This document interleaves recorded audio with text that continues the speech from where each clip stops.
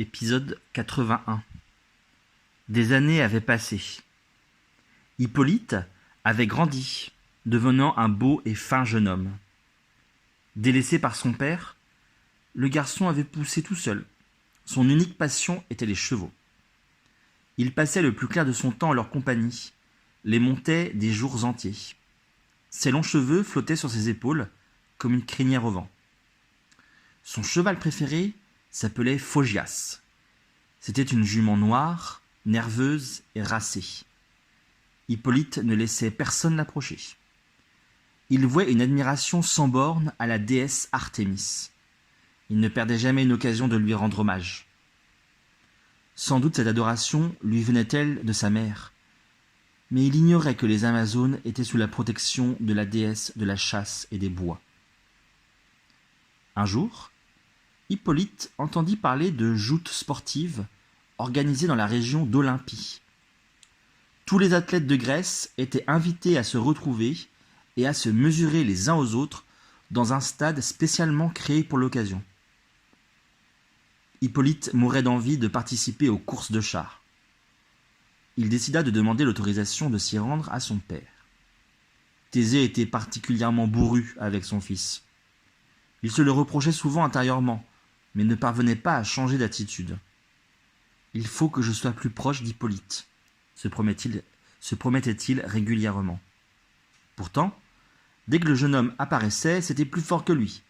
Thésée avait l'impression qu'un poignard s'enfonçait dans son cœur. Avec ses longs cheveux roux et sa peau claire, Hippolyte ressemblait étrangement à sa mère. Chaque fois que Thésée le voyait, la douleur de la perte d'Antiope se réveillait. Le garçon avait longtemps espéré un geste de tendresse de son père. En vain. « Père, » osa demander Hippolyte ce jour-là, « viendrais-tu avec moi aux Jeux organisés à Olympie ? Me laisserais-tu concourir ?» Thésée regarda sévèrement son fils. « Qu'est-ce que c'est encore que cette histoire ?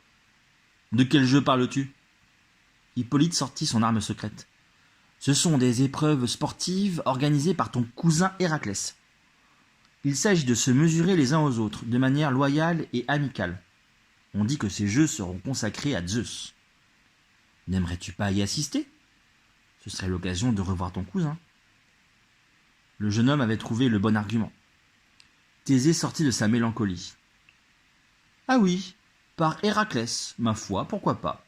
Si tu es tien, allons-y. » C'est ainsi que le père et le fils se mirent en route vers Olympie.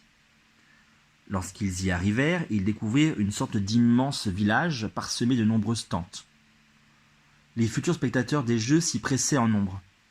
Hippolyte, qui était d'un naturel sauvage et préférait les forêts touffues aux villes agitées, était un peu effrayé par cette foule.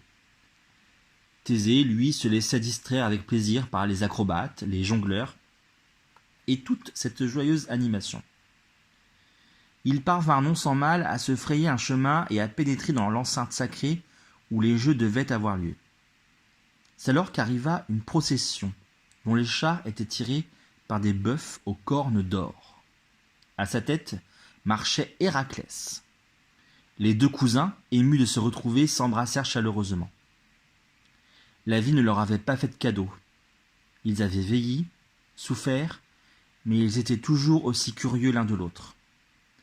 Thésée présenta son fils à Héraclès, qui n'accorda pas un regard au jeune homme. Hippolyte rejoignit les athlètes qui suivaient la procession. « C'est bien ce que tu organises là, » dit Thésée. « Je suis fatigué de voir les Grecs se battre sans cesse, ville contre ville, territoire contre territoire, » répondit Héraclès. « Au moins, ici, ils combattront à la loyale et sans faire couler le sang. » Thésée fut touché par ces paroles pleines de sagesse, les premières qu'il entendait dans la bouche de son cousin. « J'ai décidé d'appeler cet événement les Jeux Olympiques, » reprit fièrement Héraclès. « Et crois-moi, cousin, on en parlera encore dans les siècles à venir. » Il n'était déjà plus temps de discuter, il était l'heure pour Héraclès d'inaugurer les tout premiers Jeux Olympiques. 5 jeunes filles s'approchèrent portant des torches enflammées. Elles étaient les seules femmes de l'assistance. Les athlètes se réunirent près du temple de Zeus, et Héraclès sacrifia les bœufs aux cornes d'or en l'honneur de son père, le dieu des dieux. Puis, chaque athlète vint se prosterner devant la statue de Zeus. Les jeux pouvaient commencer. Dans l'immense stade, les gradins étaient pleins à craquer. Tout le monde se bousculait pour voir les héros de la Grèce. Les jeux débutèrent par des courses de chevaux. Lorsque Thésée reconnut au loin la chevelure flamboyante de son fils, fièrement dressé sur son char, il se sentit ému. Hippolyte allait-il se montrer à la hauteur ? Si ton fils gagne, lui souffla Héraclès, son nom, celui de son père et de sa ville, seront criés dans tout le stade. Le cœur de Thésée battit plus fort. Il avait soudain très envie que son fils soit le vainqueur. Mais Thésée n'avait pas remarqué la présence d'un concurrent redoutable, un concurrent qu'il connaissait pourtant fort bien.